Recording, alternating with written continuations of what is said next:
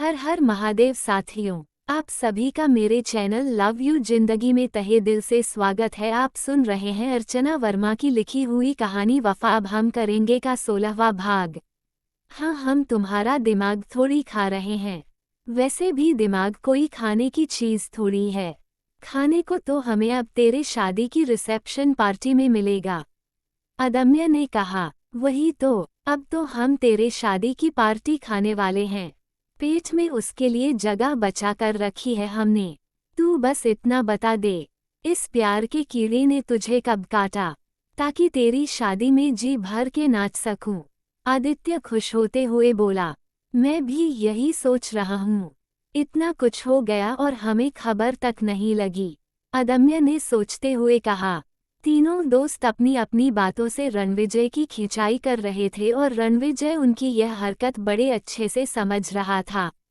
उसने तीनों को झिड़कते हुए कहा, अरे चुप हो जाओ कमीनों। प्यार क्या कोई सर्दी बुखार है? होगा तो पता चलेगा। छींक आई तो पता चला कि सर्दी हुई और शरीर गर्म हुआ तो पता चला बुखार हुआ। मुझे खुद नहीं पता इस बारे में कुछ। मुझे पता रहता तो मैं पहले ही इस निशांत के बच्चे का कुछ ना कुछ उपाय कर चुका रहता। वैसे तू बता ना, तुझे कब पता चला कि तुझे नव्या से प्यार है? रणविजय ने अभिनव की तरफ देखते हुए पूछा।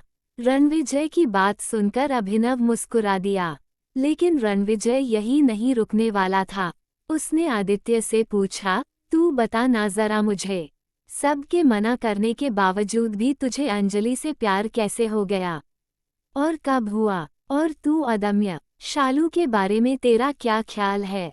तुम सबके कच्चे चिट थे। मैं जानता हूँ, मेरा मुंह मत खुलवाओ, रणविजय ने कहा। रणविजय की बात सुनकर तीनों मुस्कुरा दिए और चारों ने एक ग्रुप हग किया। बात तो सही है तेरी, अब जो होगा सो देखा जाएगा, चारों मुस्कुराते हुए एक दूसरे से बोले। अभी इन दोस्तों की बातें चल ही रही थी, तभी एक स्टूडेंट ने इन लोगों को डीन का मैसेज दिया। सर ने आप लोगों को अपने ऑफिस में बुलाया है। खबर सुनकर जहां और लड़के परेशान हो गए थे, वहां रणविजय के माथे पर एक भी शिकन नहीं थी। रणविजय के साथ साथ उसके दोस्त भी डीन के ऑफिस में जाने के लिए उठ गए थे, लेकिन रणविजय उन लोगों को वहीं रोकते हुए कहा, तुम सब यहीं रुको, झगड़ा सिर्फ मैंने किया है, इसलिए सिर्फ मैं ही जाऊंगा।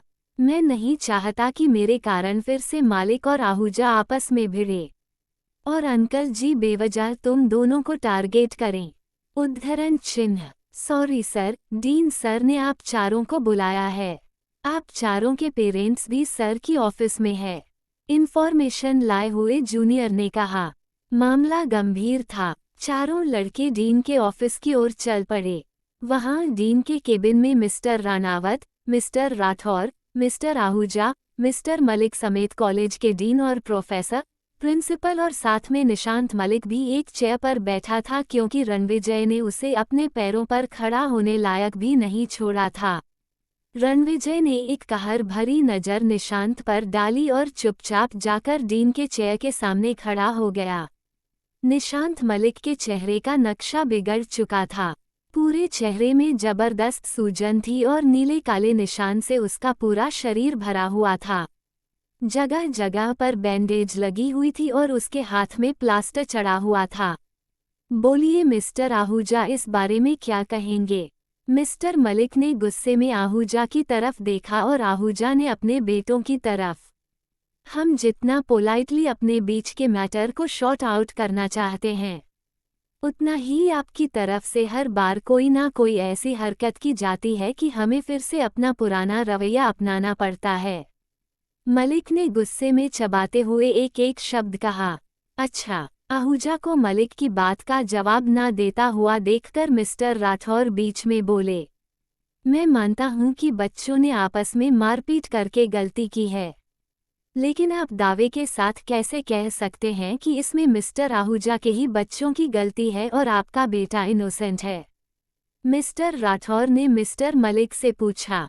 वह तो साफ दिख रहा है, मिस्टर आहूजा के दोनों बेटों को एक चोट भी नहीं आई है। इसका मतलब है कि मेरे बेटे ने डिफेंस में भी इन लोगों को नहीं मारा है। मिस्टर मलिक बोले। मिस्टर रानावत सबकी बात सुनकर की तीखी मुस्कुराहट छोड़ रहे थे। उनकी मुस्कुराहट में छिपा हुआ उनका गुस्सा सिर्फ रणविजय समझ रहा था, क्योंकि प्रिंसिपल ने फोन करके उन्हें पहले ही बता दिया था कि मारपीट रणविजय ने की है, लेकिन फिर भी मलिक का सीधा टारगेट आहूजा थे, क्योंकि वह रानावत को ट्रोल नहीं कर पाता था। आहूजा रानावत के पार्टनर थे और मलिक रॉयल राजपूताना में आहूजा को हटाकर अपनी जगह बनाना चाहता था। इसके लिए रॉयल राजपूताना में सबसे बड़े शेयर होल्डर रानावत का सपोर्ट चाहिए था उसे।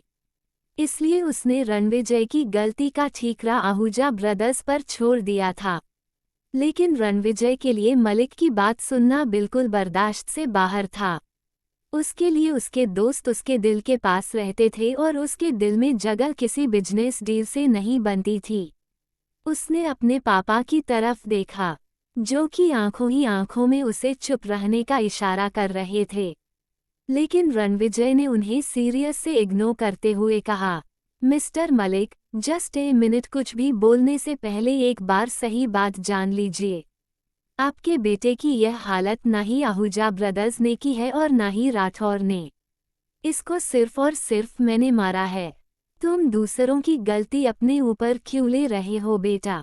मिस्टर मलिक ने जितना मीठा बोला जा सकता था उतने मीठे शब्दों में रणविजय से कहा, ये तो मैं आपको तुरंत ही क्लियर कर देता हूँ कि गलती किसकी है, और आई होप कि उसको देखने के बाद आप भी सही डिसीजन लेंगे।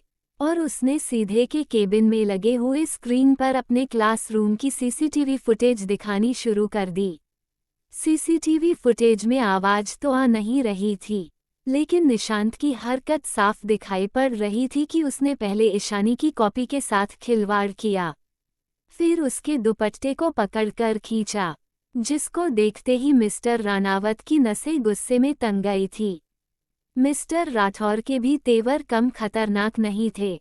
उन लोगों ने गुस्से में निशांत मलिक की तरफ देखा, जैसे कि आंखों से ही कह रहे हो कि रणविजय ने तो कम किया है, हम तो इससे भी ज्यादा पटक कर मारते। शुक्र मनाओ कि तुम हमारे बेटे नहीं हो, वरना इलाज करवाने की बजाय हम तुम्हें नदी में ही फेंक देते। ये वह कारण है जिसके कारण मैंने रणविजय सिंह रानावत ने आपके बेटे की ये दुर्दशा की है, और इस चीज के लिए मुझे बिल्कुल अफसोस नहीं है। रणविजय ने बिल्कुल खतरनाक तेवर में नहीं शब्द पर जोर देकर कहा, तुमने मेरे बेटे को एक 2 कौड़ी की लड़की के कारण मारा। देख रहे हैं मिस्टर रानावत? मलिक ने आशा भरी नजरों के साथ रानावत की तरफ देखा।